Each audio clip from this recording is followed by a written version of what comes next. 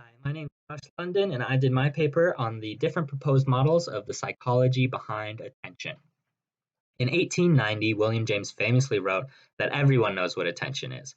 It implies withdrawal from some things in order to deal effectively with others, and is a condition which has a real opposite in the confused, dazed, and scatterbrained state. However, I agree with a different researcher I came across, Elizabeth Stiles, who said actually nobody knows what attention is. Attention is not a single concept, but a name for a variety of psychological phenomena. So the first model I actually wrote about was the neuropsych basis of attention, but in order to try to keep this around 5 minutes, I'm going to talk more conceptually about attention. You guys can read my paper if you'd like to know about that. So we have four segments of attention: selective attention, divided attention, sustained attention, and alternating attention. Selective attention is the idea of focusing on one task or stimulus and ignoring the irrelevant ones, what William James was talking about in that first quote. There are three prevailing models of this, all of which are represented by a pipeline of how information moves to our heads to eventually get our attention. And they all start with a sensory register, where we simply receive stimuli from the outside world. Broadbent proposed his early selection theory, where he said that there's a filter right after that sensory register, so that only the important information moves from the register onto the next stage, which he called perceptual processes, where we attach meaning or perception to the stimuli. Deutsch and Deutsch proposed the late selection theory, which says that filter exists after the perceptual processes. So all the stimuli received from the outside world gets a meaning, it gets a perception, but only the important ones make it into the next step of our conscious awareness. Treisman proposed his attenuation theory, where he thought there was an attenuator that weakened the unimportant signals, but there wasn't such a hard filter in the pipeline like the earlier late selection models. Divided attention, which is paying attention to two or more tasks or stimuli at a time, seem to have two main models. The first is the capacity model, which says that attention is a finite resource in our minds. We can allocate attention resources to different tasks or stimuli, but eventually that attention resource pool runs out.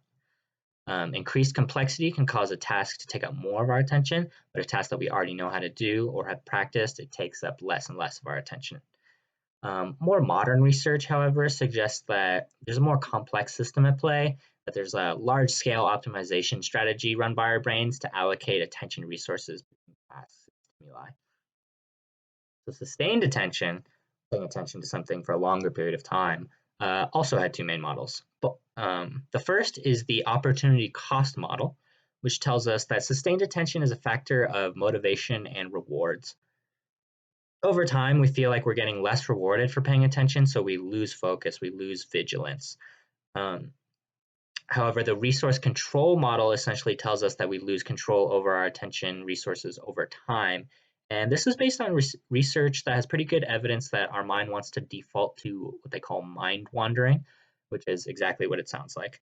So as time goes on, we lose more and more control over our attention, and more of it becomes dedicated to mind wandering.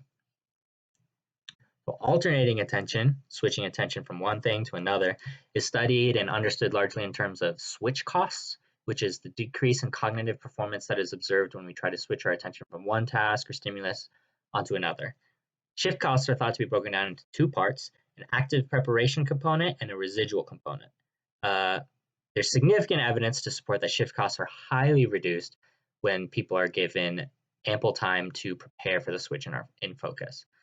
However, even if subjects are given a lot of time to prepare to switch their attention, we still observe switch costs pretty much no matter what. And this implies the existence of the residual component, which says that no matter what, alternating your attention always presents some inefficiency. So those are the two components of alternating attention. So a lot of these researchers I found, and definitely myself included, felt pretty discouraged by research and attention. I found one super pessimistic research conclusion, which I just wanted to share because it's the most sad personal anecdote I've ever seen in an academic paper. The two researchers said that a dull sinking feeling comes with the acknowledgement that James was much brighter than we, and that he eventually abandoned psychology altogether.